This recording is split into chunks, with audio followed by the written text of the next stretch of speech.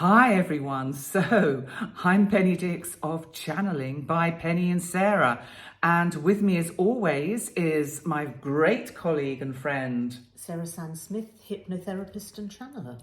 And I am also, as you probably know, an astrologer and channeler, and we channel the energy of the blue light beings. This is not a unique club you're probably aware of now. There are many people, including people like Nancy, Rebecca and Bashar through Daryl Anka that I'm going to talk about in a minute.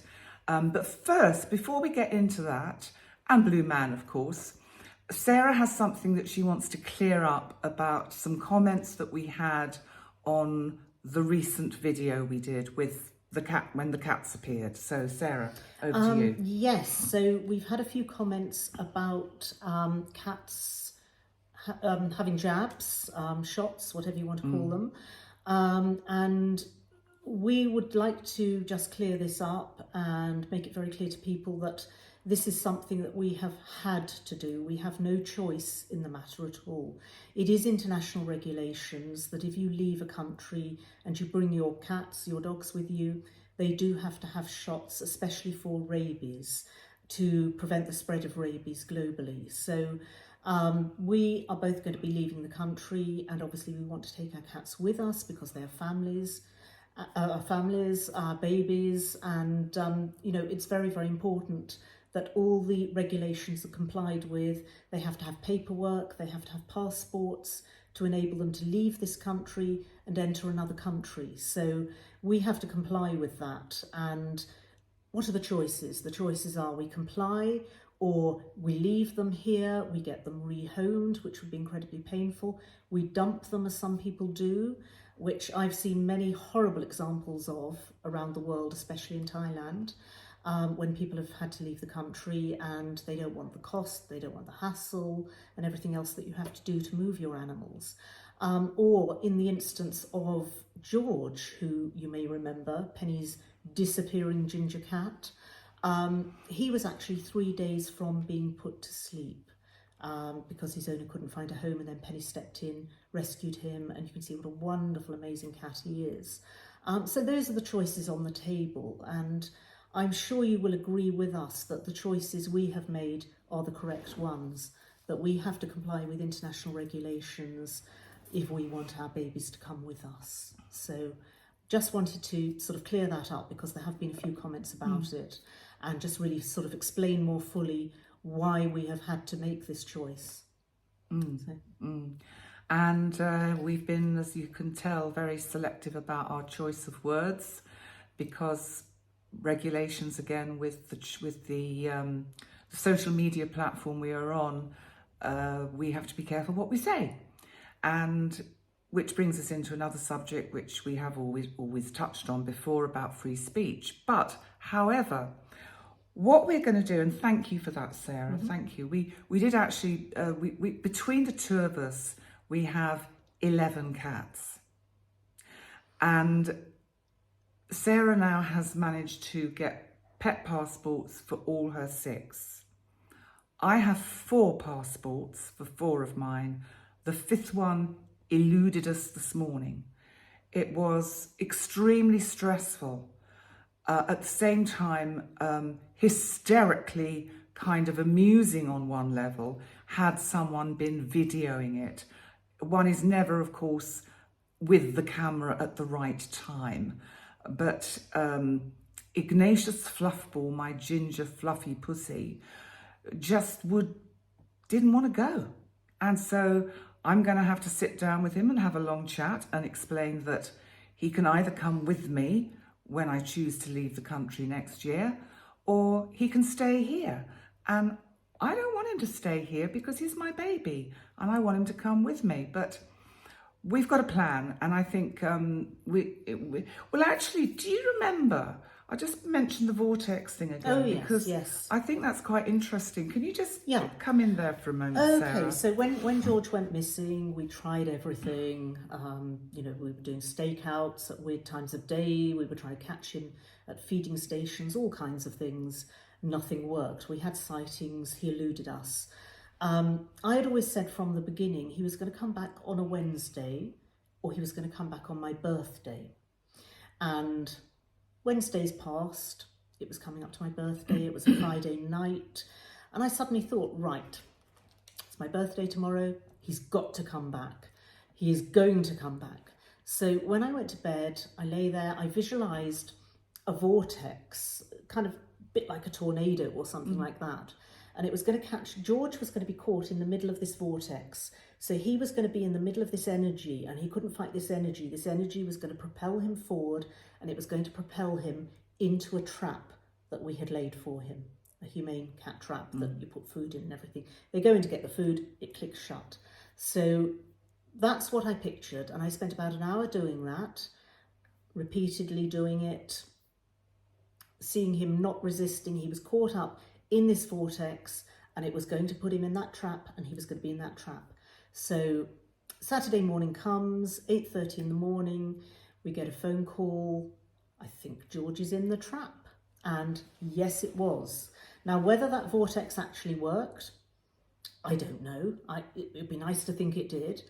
But we tried the vortex again for capturing one of Penny's cats, a cheeky little madam called Felixina, who's quite a wily street cat who knows how to survive, and she's like a little slippery eel. So we both, when we went to bed, we pictured the vortex again, Felixina getting sucked up in it, and the next morning she was caught very, very easily. So, you know, we need to try this for Ignatius Fluffball as well. But we did try, but I don't know. It's really interesting because I want to ask you this, Sarah. How would you describe when you go into this vortex? Do you see it as a visualization or as a meditation, or is it a combination of both? For me, it's a combination of both. So I need to get into that deep meditative state where you are almost in your out of body. So like experience. a theta brainwave. Yes, so I'm state. almost standing outside myself. Then I'm picturing the vortex, and I think it's the sort of the energy that I'm able to sort of propel into that vortex, which is irresistible for the cats. They just get sucked into this and they're powerless to resist. So, I mean, for me, that's how it's worked. Okay. And I think it's worked twice. Well, I like to think it's worked twice. Okay. So perhaps you all out there could help us, because what I'm thinking is the next appointment is January the 3rd, afternoon, Central European time. And I'm just wondering if you could all help by imagining this vortex carrying Iggy Fluffball, who I can just show you what he looks like there. That's Iggy Fluffball, Ignatius Fluffball. And imagine him in this vortex and allowing me easily to pick him up and put him in the cat carrier so that he can get his passport, so that he too can travel with me when I want to travel. Do you know, that would be awesome if you could help us with that, because I just think collective intent works. We're clearly going to be doing it. And we just decided, actually, I'll just tell you this quickly. Astrologically, it may be the right day, actually, because Mars, the planet of assertion, energy, aggression, anger, frustration, but also it is an assertive energy. It's retrograde in the sign of Leo. Leo is the sign, you could say, of cats. And it's in opposition to Pluto in Aquarius. Now, Pluto is the planet of transition, transformation, beginnings and endings. So the energy of those two planets could work as a kind of conduit to empower us to somehow manage to this time get Iggy, as he's kind of fondly known, to the vet. And I know that might sound a bit bonkers, but I just, look, I'll try anything. That cat, I'm not leaving him behind. I do not want to leave Iggy behind. You might be able to hear Spoticus, and I wish I could. I can probably do it. No, he's moved away. I was going to try and just introduce you to Spoticus. Spoticus, do you want to come here and say hello to us? No, he's flicked his tail and gone the other way. So that was a long introduction about cats and vortexes. But as you know now, with our shows, our programs, episodes, whatever you want to call them, we touch on all sorts of subjects. We have a vague kind of skeleton idea of what we're going to talk about, but we allow the sort of the blue light beings to guide us with the direction they choose for us to introduce various bits of information to you. So yeah, so that brings us on to another update, which, as you remember, we've seen, sort of various strange spheres in the sky, or rather, Mystic Murray, my cat, identified the best example. So Penny's just going to show you. So you remember our bearded man in the centre. And the Ouroboros. Yes. Ouroboros. Yes. Which is the snake that eats its own tail, signifying the eternity of life and death, which is interesting because that's Pluto. That's actually the sign of Pluto. And this was the orb, or whatever it was, that Sara saw, and Mystic Murray. Yes, well, Mystic Murray gets most of the credit because he spotted it and alerted me. But we actually visited a couple of temples this week in Malta, and we actually saw some images that were quite similar. We can actually put some photos up on our page. We'll post them. We'll post them on our YouTube channel.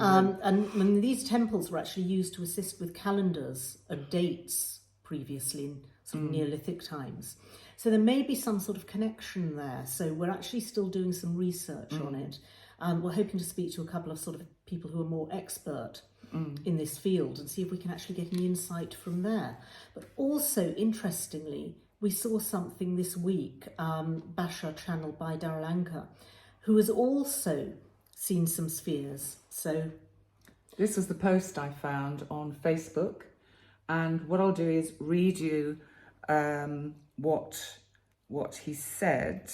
So this is channeled by Bashar, and all credit goes to Daryl Anka, who is the channeler of the non-physical entity known as Bashar from the Sassini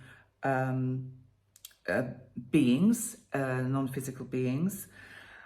This really, in a sense, I just thought, whoa, because what Bashar says, and this was only a couple of days ago, 2 days ago, you will start to see more orbs of light, which not only can be representative of spirit entities, but also are actually a type of extraterrestrial energy probe. I'm just going to stop there because I think that's fascinating, because I had felt that what we saw could have been a projection from somewhere outside the sort of stratosphere, whatever we call it, the atmosphere, I suppose, the atmosphere of our planet, that it is projected in with symbols that are trying to give us some kind of information. And I'll just carry on with this, and then we'll tell you the theory that we came up with when we visited the temples on Malta, and I'll tell you about the temples as well. So it said, so Bashar said, you may see some of these orbs descend and again remain fixed in a particular position that is non-threatening, giving you time to observe them, to record them, to discuss them, to start to understand that they are there as now something that can become a relatively permanent fixture in your reality, to broaden your understanding of what reality is. And that was channeled by Bashar via Daryl Anka in Open Contact Part 1, 2024. And I'll show you the picture again. I'll just expand it a bit. So that was the picture that I saw on Facebook. And of course, there's been all these sightings in the United States of orbs and various things. And it seems as if, I don't know what you think, Sarah, but an awful lot of people are kind of going, oh yeah, the orbs. And people are going, oh yeah, you know, these things that are appearing in the sky, almost as if our collective consciousness is just being prepared and awakened to, and I can back it up with the astrology if you would like me to, but I'll get to that in a minute, as if we're being awakened to, this is how contact is introduced. It is not what we've ever kind of been led to believe through the sort of the old American kind of sci-fi films and TV series. It's not like that. It can't work that way. And I don't know, Sarah, what do you think? Well, I think it's really interesting that, you know, suddenly, all of a sudden, there are so many sightings and people are actually talking freely about them. And I think that maybe there have been sightings before, but people haven't felt empowered to talk about them openly. It's becoming much more acceptable. People aren't scoffing at you for talking about them openly. Well, not many people are. I mean, obviously you do get the silly comments like, oh, it's a dinner plate, or you've been photoshopping or whatever. But on the whole, I mean, people are really, really interested, open and receptive. I mean, at the temples, we did wonder if there is some message, because I showed the photos to somebody the other day and they could actually see numbers in there. I couldn't see it myself, but they could. And we were wondering whether it's a date. It could be a date when we are going to be made fully aware of what is happening, for example. Do you remember what the numbers were? I think there was a 3... No, there was a 9. There was a 9, there was a 5. Yeah. Maybe a 3. And a 3, yeah. My feeling is it's in 2025. I just feel it's 2025. I did see a 5. Yeah, we saw a 5. Yeah, it's a 5, definitely. If you expand the orb that is in this picture that was Bashar, I know it's very difficult to see, but it's not actually dissimilar to the picture that we took. And it does actually have a kind of Aruba circle inside it, which I find quite fascinating. But when we went to the temples we went to, for those of you that know Malta, are the temples of Hajarim and the lower temple of Manaydra. And they're in the south of Malta. And we had spent Christmas in Malta, and you know, had Christmas lunch and everything, and it was all very nice. And basically these temples, Sarah did most of the walking because I couldn't go down to the lower temple. It's still a bit challenging for me after my surgery. But these temples have a stone. Actually, let me see if I can find the pictures of the, hang on, I'll get there in a minute. Oh yes, this is what I'm looking for. Well, we can post some yes, in the group, we will. Can't we? So yes, for people to have a look at. I think it was one of these I was looking for. No, not that.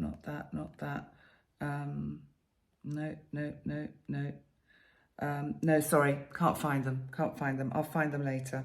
But I wonder whether the thing about the temples of Malta is they all point in a slightly different position towards the sun. And this has been worked out by various astronomers, astrophysicists, spiritual experts, let's call them that it follows the precession of basically of the precession of the planets, because planets progress by a degree every year. So for instance, when those temples were first built, one of them, the one in Gozo called Gajantia, points directly towards Sirius. What they discovered, and this was on Graham Hancock's episode about Gozo and Malta in his recent documentary on Netflix, which is called Ancient Apocalypse. And he was talking to, I think she was a German lady who had done a lot of research into the position of the temples aligned with Sirius.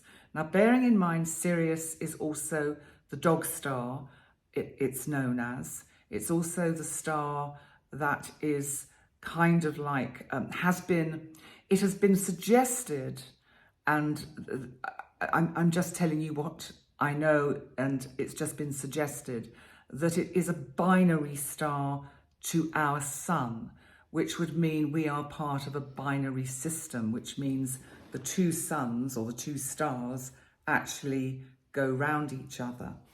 And Sirius is connected with Orion, the Pleiades, and that area of the solar system, or not our solar system, of our galaxy. Get the terminology right.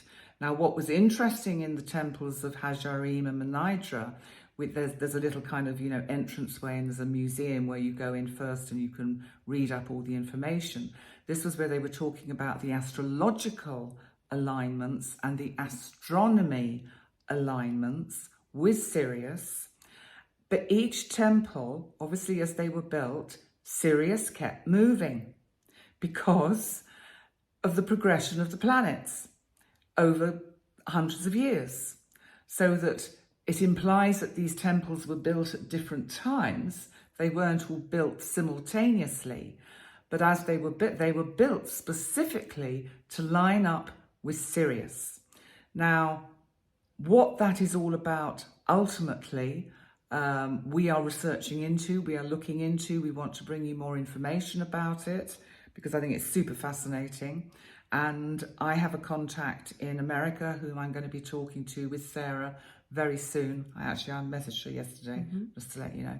And she wants to talk to us. Oh, good. So I forgot to tell you, sorry. And I'm wittering. And anyway, so we're going to do that, and we will see what we will see. But sorry, you want to say something? No, I was just going to say that, this is like an ongoing theme. We will probably have a little bit each week to update you on, and see where we go from there. But wanted to move on to the theme, which Blue Man actually suggested, the topic of forgiveness. So obviously we're coming up to New Year, and I think there's always a sense of people wanting to start the new year with a clean slate, fresh page. And he said this is the time where you need to forgive, to let go, to actually forgive people for whatever you feel they may have done. Forgive yourself even. Acknowledge that you are not perfect. No one is perfect. And we're conscious that Christmas and New Year are times where you may be with people who perhaps you don't particularly want to be with, maybe relatives.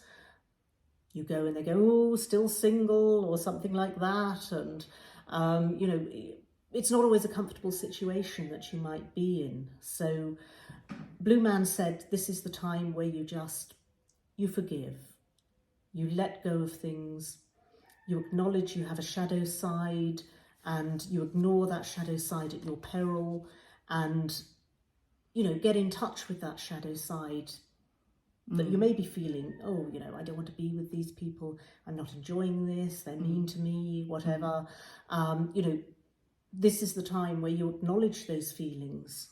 You maybe talk about those feelings, but also you park those feelings and let go.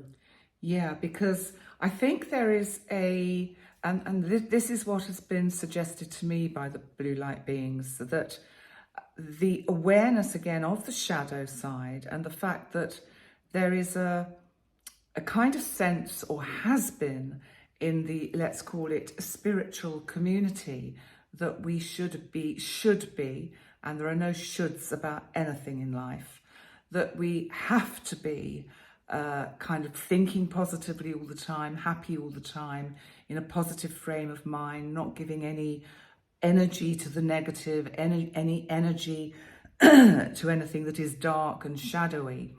And the fact is, there is always going to be duality. We are human beings. We have masculine elements and feminine elements, whether we like it or not.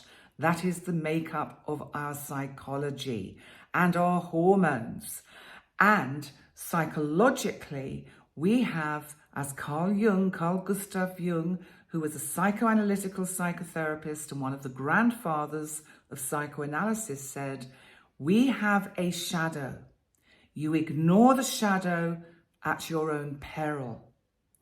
Now, the way we have explored this, because Sarah and I really decided to, let's explore this. Let's sit here and say all those things that you never dare say. And so we've allowed ourselves, and it's felt almost like being naughty people, sort of girls being really naughty, saying bad things. But you know what? If it's not out there, it'll come out somewhere. And how it comes out is through unconscious envy, anger, undermining people, criticism. And also it can come out through procrastination and lack of motivation, because people are trying to repress and depress the fact that really they have this shadow side where they feel a lot of anger, hate, awful feelings, just awful feelings. And what I'm trying to say is that it's normal. It is normal to think in a negative way about things. You let it come out. It's a bit like you have a boil and you lance it. If you don't lance that boil and let that poison out, it can't heal. And if you don't let that shadow side out in a safe, contained space, it'll come out and it'll trip you up, and it will actually really cause you a huge amount of difficulty. Now, the problem is also, and I think Sarah will agree with me on this, is that it could be very scary for people when you are real, when you actually just stay in your authenticity and say no, or say, I don't know, or I can't, I don't choose to. We cover everything up with a kind of a layer of platitudes of trying to be kind and nice and the good person, the nice person, but actually it's not real. Yeah, Do you want not to say true something? to yourself. Yes. You are not being true to yourself when you do that. Because do you respect yourself if you do something you don't want to do? So if somebody asks you to do something and it's not convenient, you don't want to do it, but you go along and do it, how do you feel about yourself? Horrible. You don't respect yourself for doing that. No. Whereas if you can actually say, and you have the power to say no, or I can't, and you don't have to explain why, because I think there is this enormous tendency that people say, oh, I can't do this because X, Y, Z, and I've got to go here and I've got to do that and blah, blah, blah, blah, blah. Whereas if you say, I can't, that's quite disarming. Where do they go from there? Why can't you?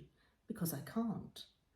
And you have the power to do that. You have the power to make those decisions and feel good about yourself in doing it, because you have stood up for yourself, you have asserted yourself, and you have not just gone along with something to please other people. Yeah. Really what it's about ultimately is personal boundaries. And most people's boundaries are not very good and not very healthy. And I know this because mine have been terrible through my life. And I'm not going to tell you why or how or whatever that's about. What I am going to tell you is I know my faults. I will work on my faults till the day I die, because it is so important to me to be as real and authentic as I can possibly be. I say to Sarah sometimes, if something happens to me, I'm on the receiving end of something which is uncomfortable, difficult and unpleasant, I will say to her, this is the whole story. So I'll give her the illustration of the whole story and say, Is it me? Have I incited this? Have I allowed this to happen to me? Is it the way I have reacted or responded to this other person that has made this happen? And in that way, because I have great faith in the friendship that Sarah and I have developed, and we're both hugely lucky, and we recognise that totally. And I think that's the other thing, that often we go around thinking we have to have loads of friends. Actually, do you know what? One's enough. Well, I was giving an example the other day, we were talking about this, and it was, I'll just invite my 500 closest friends to my wedding. And it's like, how do you actually have the time and the bandwidth and the energy to maintain 500 close friendships? I certainly don't. No. I couldn't manage that. No. That's far too demanding for me. So, and it's really, I think, I read something the other day where people say as you get older, your circle of friends becomes smaller. And that's not because they've all died off. It's because they have actually, you've become more selective in who you want around you. Maybe you are growing into your authenticity, for example, and you're actually realizing, okay, this friendship is based on something quite superficial, and this is no longer the person that I am. You grow, you change, you move on. And I think that I don't mean to sound callous when I say that sometimes you do outgrow friendships and those no longer serve you. And sometimes you see people staying in these friendships that are really not very beneficial. And I think I can think of an example that you've had recently where, there was nothing beneficial in it. It was more habit. And damaging to probably me and the other person. Well, she'd got into the habit of actually not being terribly pleasant. So it was she was following a pattern of behaviour which was not healthy for either party.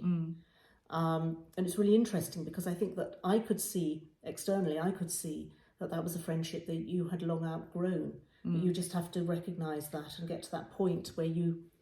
And I was being too nice, too kind, and just actually blind to it and just letting it roll along, rather than recognising that actually for the highest good of this friend and the highest good of myself, it would be better to say, what an interesting time we've had together over the last few years. And it's coming to a conclusion, it's coming to an end. And let's just agree to wish each other well and go on our way. And I think the important thing is, because the astrology at the moment, just to come back to that very briefly before we bring this to a conclusion, is that there is a lot of energy around astrologically about endings. People may leave your life at this time and you do not know why they have left your life. And this is because Jupiter is squaring Saturn, and Jupiter is the planet of abundance. It's in Gemini. It's overthinking everything because Gemini is about communication. Saturn is about restriction and boundaries and endings. It's in Pisces, which is about being emotional, intuitive, gut feeling. So that and a square is a challenge. So squares are challenging. So there could be that you could experience a loss around this time of year. It's not because it's Christmas. It's not because it's New Year. It's the astrology of the moment. And what it's doing is it's clearing the way. Remember that whatever leaves now, whoever leaves, don't react and think, it's me, I've done something wrong. Why? What have I done? Have I done something they don't like? No, it's just that it's had its time. It's just, what was that book you were telling me about? That it's just not into it. He's just not that into you. Yeah. And, I think a lot of people apply that to, relationships. Any friendship, But yes. it's actually, I think it's very applicable to any friendship, that sometimes in friendships there is one that gives more than the other. There is one that is more into the friendship than the other. And I think it's just recognising when somebody isn't that into you, you're the one that's always having to make contact. Yeah, you're the one that's always having to make contact. You're the one that's always having to make the effort to maintain the friendship. So I think that that's really applicable to, you know, friendships as well as, Yeah. you know, other types of relationships. Yeah. And I just want to talk about this whole issue of loneliness, because loneliness around Christmas and New Year is a big thing. It exacerbates it, it emphasizes it, it expands it, and you're going to get that with this Jupiter-Saturn square. Don't fall into the trap of thinking, oh, it's not fair, I'm on my own, and it's not fair, and why am I on my own, and I've got nobody to give me a kiss at midnight on New Year's Eve. Well, so what? Because actually you can make everything absolutely okay for you. You can give yourself what you need. Do you need people who are paying you lip service? Because I've learnt the hard way over the last few years that a lot of people have fallen away from me because they weren't they weren't that into me. And it's quite a hard lesson. But, you know, the ones that are into you, they will stick around. It'll be a very small circle. There may only be one or two. If you're lucky, maybe you'll have three. But that'll be it. You have to ask yourself at the end of the day, who's on my team? Who's on Team Sarah? Who's on Team Penny? Who's on your team?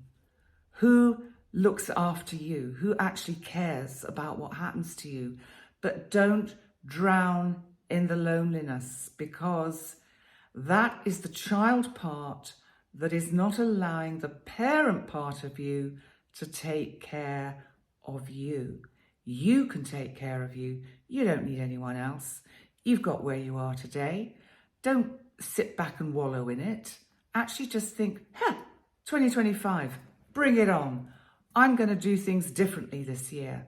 Whatever my circumstances, I will go out and choose to have an attitude of success, of expansion, of joy, of I will find a way through my obstacles and challenges. Because if we don't, then no one's going to do it for us, because yes, we are on our own. And I think bringing it back to the blue light beings and the orbs of light, these orbs are going to start appearing more and more, because what they're trying to convey to us is, hey, people on Earth, of course you're not alone. None of you are alone. We are here. We are looking after you. We want to help you, but only when you're ready to take on board, listen to what we have to share. Does that make sense, Sarah? Well, actually, this kind of links into a question which somebody actually asked us, which is, how do you shift the frequency? And I would say, sum it up in 2 words, by choice. Yes. And, you know, that sort of links into what you were just saying as well about, you know, loneliness, feeling alone, etc. By choice, because, you know, some people do choose to be alone. Some people post on Christmas Day on Facebook saying, I've been on my own for 15 Christmases in a row. And you're, okay, maybe that was by choice as well. Maybe that wasn't. But by choice, you can change your frequency. And that is by not focusing on something like loneliness. It is by mental discipline, by actually finding a displacement activity, you know, going for a walk, watching a film that makes you laugh, something that makes you feel lighter within yourself is actually going to enable you to be in the state of mind to shift your frequency. Because if you are in a situation where you are sort of, oh, woe is me, poor me, I'm alone, etc., etc., you are going to be dragged down into a much lower frequency. Whereas if you're lightening your mind, lightening your load, as it were, that is going to help you shift frequencies. That is going to help you get onto a different level and actually, you know, make these sort of connections that we're talking about. Yeah, yeah. So I hope that answered the question, but if not, please let us know. But, Yeah. you know, that's the first step towards raising your frequency, I believe. Yeah, Yeah, thank you for that, Sarah. And listen, we want to say thank you so much for all the support you're showing us because, you know, as Sarah said in, I don't think it was the previous video, she's really stepping outside her comfort zone. You know, we are chalk and cheese. I've got a channel. I've got my Astrology with Penny channel. So, you know, I'm the typical extrovert, and Sarah is, in a sense, probably the typical introvert. Or I think I'm more sort of I don't know, maybe an extroverted introvert or something like that. I've always worked in a capacity where I have to be an extrovert, but that's probably not my natural personality a lot of the time. I'm more introspective, and I don't have an issue with spending time on my own, that kind of thing. I actually quite like my own company, probably more than other people like my company. So.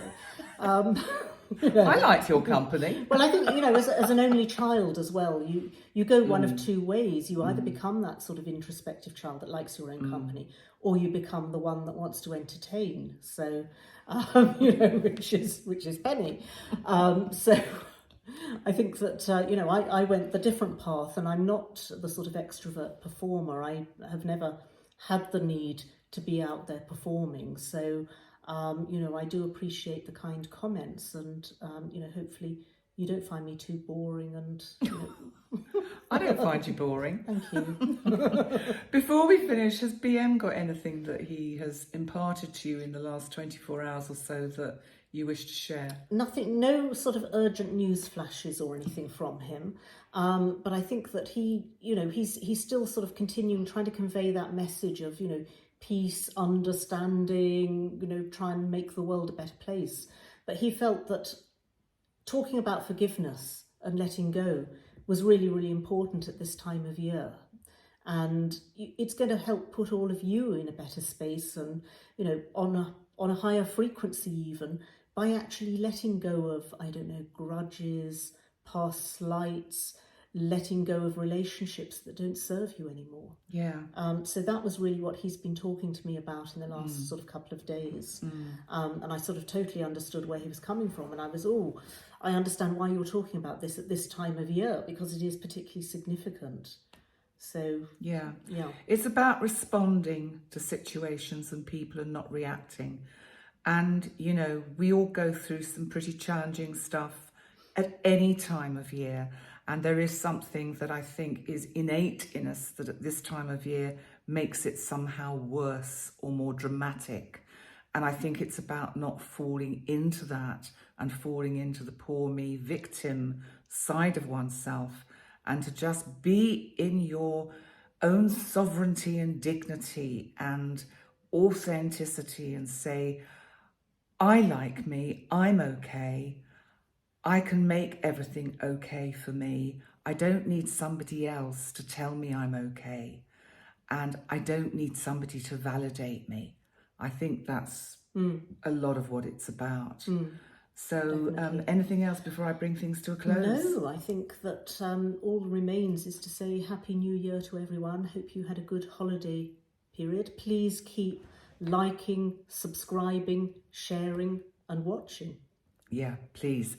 And also to remind you that on New Year's Day, we are doing a live question and answer session. So it's already up showing on our channel under live events. If you go there and click on the notification button, it will let you know what time it's on in your particular time zone. And we've found, I'm just going to add this in very quickly, that please, if you're in the United States, let us know what you think of our content and comments, because Google Ads didn't want us to advertise.